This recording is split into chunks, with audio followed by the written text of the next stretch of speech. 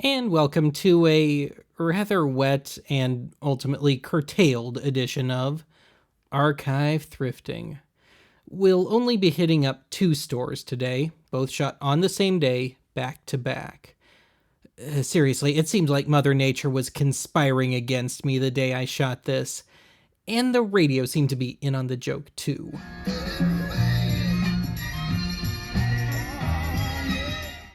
I took a second crack at the opening here, and well,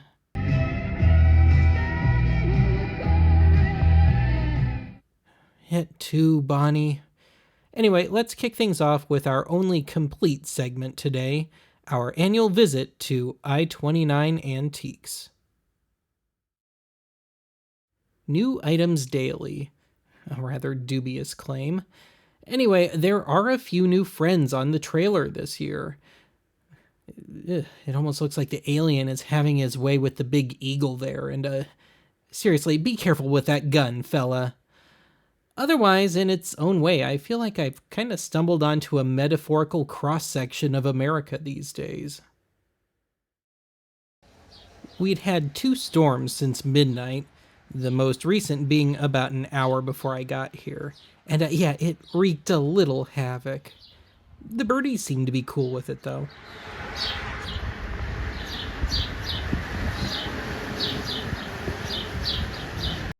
And like clockwork, just after I stepped inside, it fired up again out there.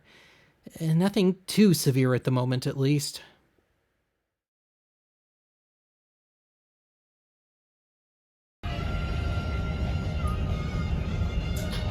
Yeah.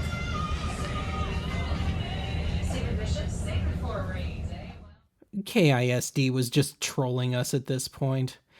Anyway, I guess little toy space guns are effective at decapitating bears? Good to know. Anyway, got our first Elvis sighting of the day, and according to the box, it's an authentic portrait. So, in other words, Elvis was actually even more albino than Johnny Winter, and didn't have ears, apparently. I need to make my redneck ransom someday so I can justify buying crap like this. Otherwise, hey, imaginary chickle treats, anyone? 2 for a penny. And Archive Land's perpetual Halloween continues. This time with some relatively fresh beer by our standards. Otherwise, we've had Sir Albert in a can. Now it's Sir Walter Raleigh in a can. Unfortunately, yes, he suffocated. These were almost tempting, but I don't know what I'd do with them.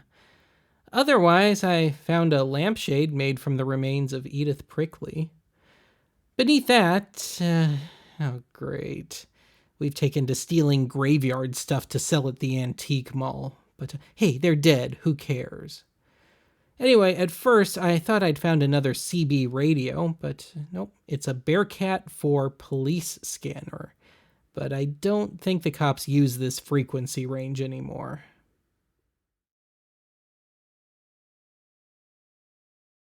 Now, that, my friends, is proper Halloween decor. Having said that, why does the witch figure make me want to fire off some scatological jokes? Oh, lovely. We've got the Christmas decorations for 2 years from now out already. Because, Christmas starts earlier every year. Otherwise, oh hey, Al Jolson's skull. That ought to be worth a few bucks. Otherwise, hey, a little something for the Nightmare Before Christmas crowd.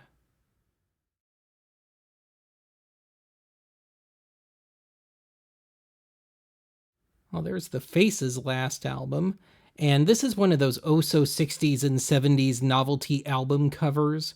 In this case, the eyes and mouth are supposed to work, but, yeah, this face, like so many, has seen better days. I swear this album follows me around. Well, here's a bit of Sioux Falls lore. An empty 8mm film can and reel from Harold's Photo, which still exists and is well past its prime. I have been there once since I've lived here, and that was enough for me. The owner just about chased me out. I guess he thought I was going to rob him or something. I really don't know what I did wrong. I'm going to start a Quarter Flash tribute band called Everflash someday. A real souvenir coloring book from the 1939 World's Fair, where they unveiled the TV as we now know it. Alas, it was colored in and no TV stuff to be found in there. And they wanted $40. You'll see it in a future thrifting video, but not too long ago, I found a whole massive stash of mini vacuum tubes at another store. They'd have gone perfectly in here. Not that I have anywhere to keep any of that stuff. Well, I mentioned Johnny Winter earlier. Among the 8 tracks is my favorite Johnny Winter album, The Progressive Blues Experiment. And don't let that name fool you, it's just an early blues rock album. The price was right, except for the fact that this was a bit trashed and is one of those really hard to open cartridges. Otherwise, there were some decent enough tapes, but just nothing that I'm after. Now, beneath that, we've got a nice little stash of VHS tapes. And this looked interesting. Bridget Haas Must Be Killed. You guessed it, it's foreign, and of course the critics went nuts for it. A little farther back, I found truly one for the bad public domain artwork file. And it's the same artwork on the back, I guess just in case you missed it the first time. Now, farther back is a Johnny Carson DVD set, which seems to only have 2 episodes on it. And actually, this looks more like a reissue of those best of VHS tapes from the 90s. In the back of the building, we've got the same old stash of hideously overpriced blank tapes from years past, and mostly the same recorded VHS tapes. But among them, Assassination, starring Charles Bronson. And yes, we're looking at some prime Golan Globus cheese here. Now, some of you were on me last year for not picking up the Charlton Heston Celebrity Shoot, which I didn't get because false advertising. I can guarantee you Charlton didn't shoot any celebs here. But nonetheless, I will pick this one up just to prove my point. Some more Charles Bronson goodness back there. Death Wish 4, by which point this series had gotten ultra cheesy. And alas, like the other Bronson tape, this was a much later LP mode reissue, and yes, my phone spazzed out on me right at that moment. Anyway, just another 18 inches to the right or so, some more 8 tracks, and a rather dubious looking Kiss album. I think that's a truck stop special. And speaking of truck stop specials, I found 16 songs from American Graphite, or American Graffiti. I've discussed these Eagle tapes before. They are the actual hits, but they're bootlegs and they sound awful. I admittedly do have a couple of them. Otherwise, I think I filled my Elvis bingo card for this episode. Found me some mid-fi gear, certainly. A Technics SL-D30 direct drive turntable. $24 as is, which of course translates to it don't work. If this were a higher end one, yes, and it would be worth repairing, but yeah, not in that condition. Otherwise, a rather quirky Emerson dual cassette deck, one standard style deck, and one car radio style deck. That thing is so 80s it hurts. Otherwise, you guessed it, more 8 tracks. No, the candy machine is not for sale. And yes, I could go for a York peppermint patty right now, but these ain't it. At the very least, I'd appreciate a peppermint patty that was made sometime in my lifetime. These don't exactly look recent. You know what? I'm done with micro broadcasting. All I really need is a Radio Shack amplifier and a wireless mic, also from Radio Shack, naturally. I can stand on a street corner with a car battery hooked up to all this stuff and spew my usual nonsense that way.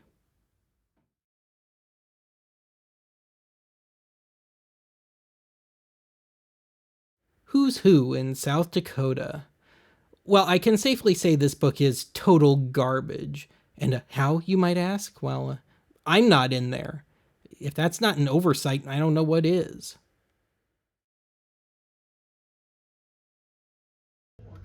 Dang, the rainwater's not for sale.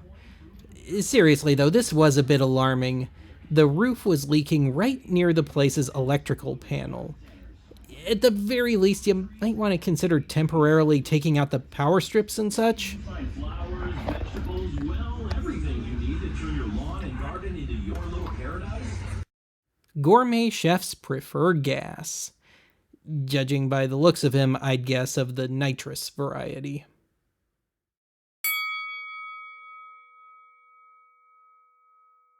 And the modest haul from this store consists of 2 VHS tapes, Charlton Heston's Celebrity Shoot, and... oh yeah, it has Lyle Waggoner and Louise Mandrell. That makes it totally worth 99 cents. Anyway, I also grabbed How to Hunt Wild Turkey, which was rather deceptive. I watched it. The advice was to just go to the nearest liquor store and buy a bottle.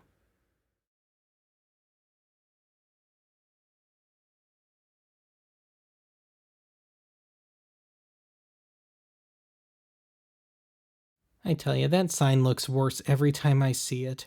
Anyway, moving just down the street to Dakota Plains. And just to restate the top of the episode, this visit got badly curtailed. But here's the footage I got. Around the turn of the last century, there was this mini trend towards attempting to mummify remains with lethal, to the mortician, levels of formaldehyde. Here's a specimen that went horribly wrong. Or it's just a cheap Garfield Halloween mask. Regardless, those Matchbox toy car catalogs might be contaminated. I've only ever known Charlie Weaver from the original Hollywood Squares, but I looked him up and yeah, he was known for appearing on The Jack Parr Show, Johnny Carson's predecessor, and I guess was popular enough to warrant a battery-operated motionette toy in the early 60s. No way to test it, though. And yes, those are some very, very old rolling papers next to it.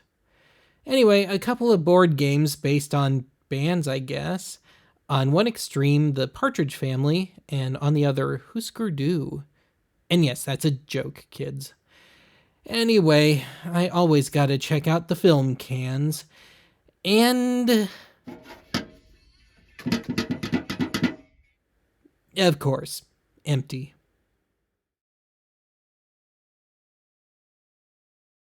Well, this is about right.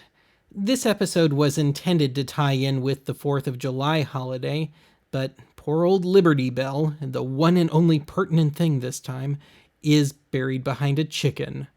There's a metaphor in there somewhere. At first, I thought there might have been some sort of weird tie-in between Where in the World is Carmen Sandiego and some brand of gum, presumably for your shoes. But no, it's a lame, later period Wendy's kids meal toy. And yes, it's empty.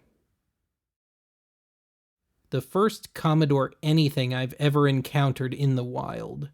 This is a basic 1541 5¼ inch floppy drive, and I've already got one for my Commodore 64. And it's in much better shape, and I think it probably cost less than the $75 they wanted for that one. Well, there's a purty reel-to-reel, a TIAC A4010S. I'm honestly pretty happy with my A3300SX. They wanted $400 for this thing. There was no real way to test it, and really just of no great value to me at the moment at least. Otherwise, it was a lot of the same gear we've seen here in the past, and just nothing that I'm after. And yes, they've still got those hideously overpriced sealed 8 tracks up there. It would have to be a truly special tape for me to drop 25 bucks. Anyway, nothing says casino games like a kid's barely electric miniature pinball table. They wanted $77.50 for this. How specific. These fetch between 30 and 50 bucks on Fleabay right now. In 2010, I started work on an album that was going to be mostly from old sheet music featuring silent film stars on the covers. See Ben's Music Career Volume 5 for a little discussion on it. Anyway, I accrued maybe half an album's worth of material, and one tune made it to my final live sets, but nothing ever got recorded. Once upon a time, it really was kind of a pastime of mine to dig through stacks of these things in antique stores. This was the first substantial lot I had seen in years. Alas, nothing movie related, at least, dated any further back than the early 30s. And in fact, that's the old one right there.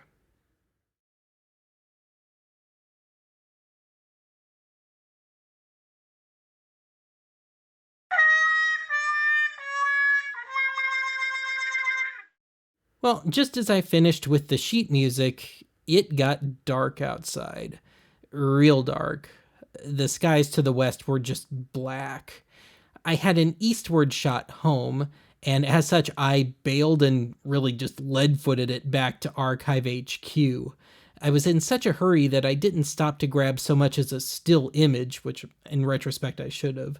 But anyway, I managed to roll home just as the rain was starting to fall, which was soon joined by gale force winds and some small hail too.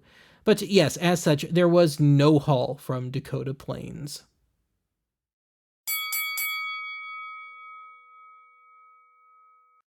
Well, given I only got 2 videotapes, a full closing segment seemed kinda pointless today. But nonetheless, once again, the haul consists of Charlton Heston's Celebrity Shoot from 1993, which, as it turned out, was on one of those kind of quasi-disposable cassettes. Otherwise, I picked up How to Hunt Wild Turkey, which turned out to be a real turkey in its own way. But anyway, the final haul from this episode came out to exactly $3.16 after tax. And that's it for this installment of Archive Thrifting. Hopefully the next time I do this, it won't be such a disaster.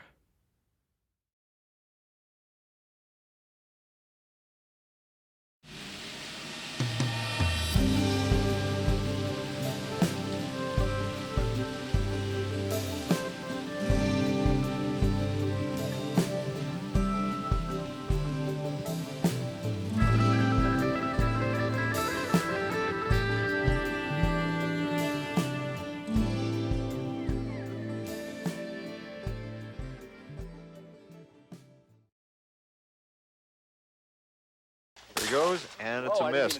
Sporting clays can be a little confusing to the newcomer, but here's Wings Hauser and Andrew Stevens to clear things up. Boom boom. Shakanto papum. Boom boom boom boom chaka. Well, that makes perfect sense. Now back to Bob Conrad on his last shot. And it's a hit. You know, Bob's got his own technique. Protest!